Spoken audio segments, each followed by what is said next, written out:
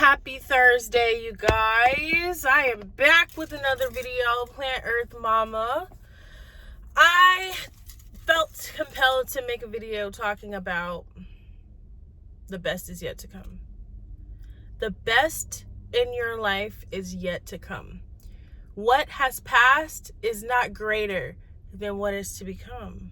Make the rest of your life the best of your life. Begin each day anew. Every day is a gift. That's why it's called the present. I have so much gratitude for you, Divine Reflection, for tuning into this video.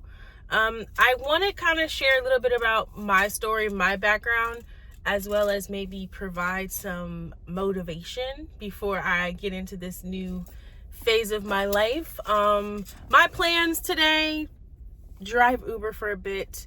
I've been off of the Uber app for a little bit of time. I mean, I've driven here and there, but I really haven't hit it like that. Partially because I realize it doesn't serve me. You know, everything is not meant to be in alignment with you. When you come across misalignments in your life, I think it's good to introspect and see if what you were thinking is what you really want. Because 9 times out of 10, we end up very thankful that we don't end up with what we thought that we wanted. Word to Olandria. Okay, look at the fairy tale life, not just love, but look at the fairy tale life that Olandria is living right now. I think she's just a beautiful example of waiting on God's timing, because God's timing is always on time. Growing up in church, they used to say, he may not come when you want him, but he's always right on time. That's absolutely true.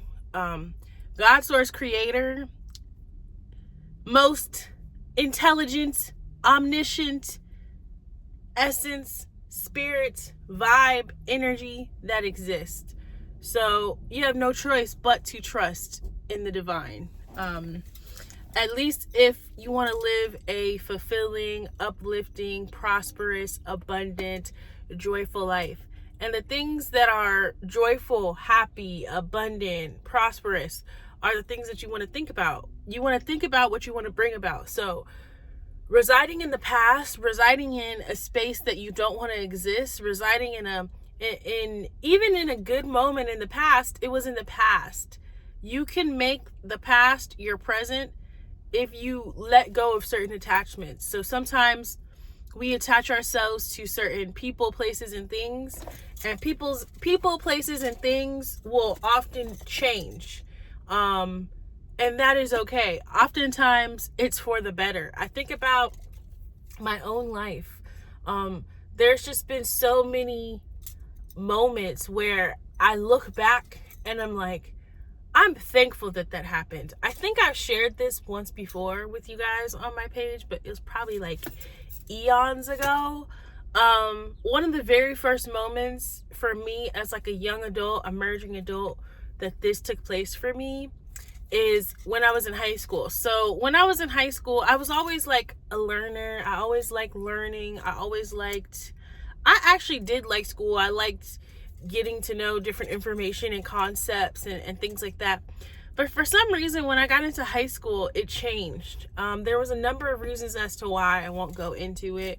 But I began to hate school. I began hating getting up. I hated everything about school. I wanted to drop out. I know my people would have never let me drop out of school.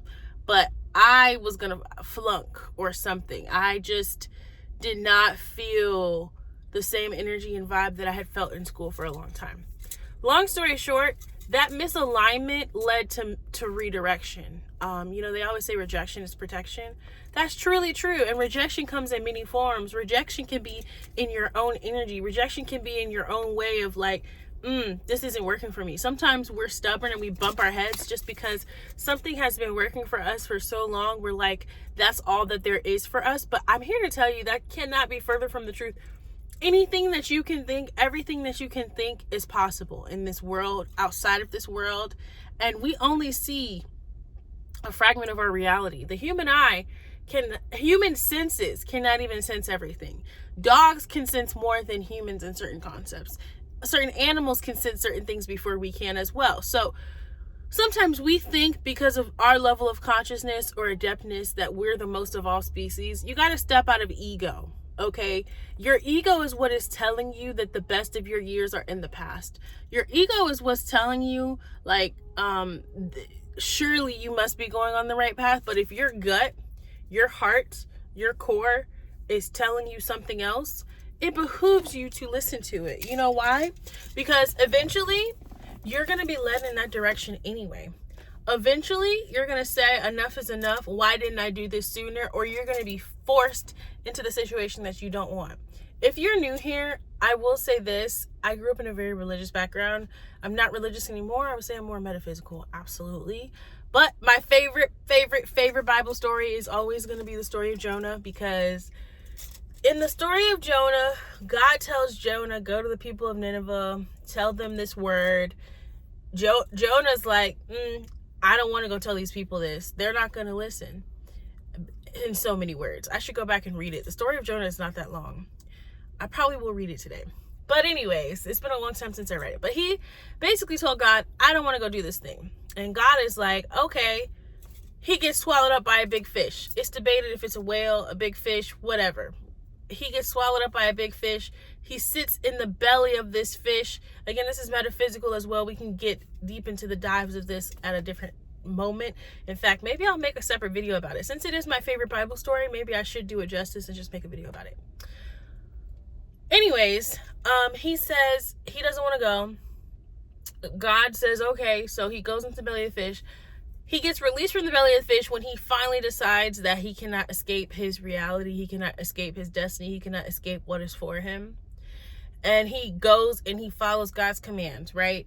And that's how the story ends up. And there's other nuances to that story, but it just goes to show, I feel like personally for me, like whatever is meant to be for you will not pass you. What's for you will find you. And if it leaves you, it never was yours. It never was yours to keep.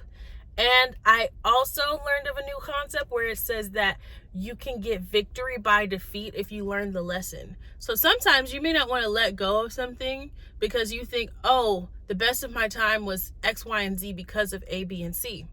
No, you have to release that egoic attachment and realize you lost.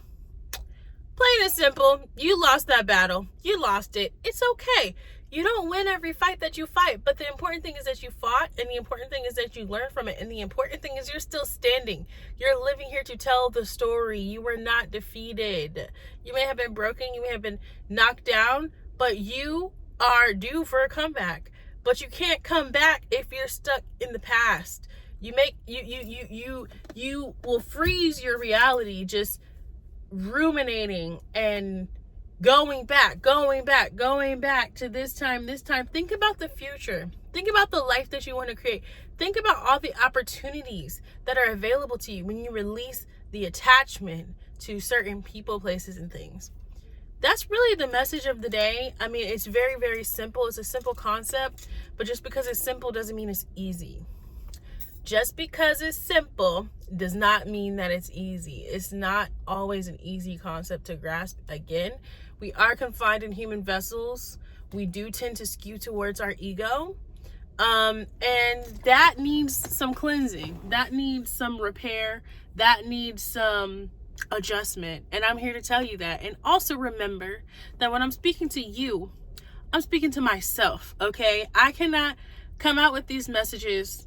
I cannot be divinely inspired unless it came from within me to come without me to tell you. It is coming from inside me, projecting from inside me, outside to you, and you're resonating with it because it's in alignment with you. But if you feel like, somebody said on Threads the other day, girl, I feel like you're coming for me. I ain't coming for you. In order to come for you, I had to come for myself.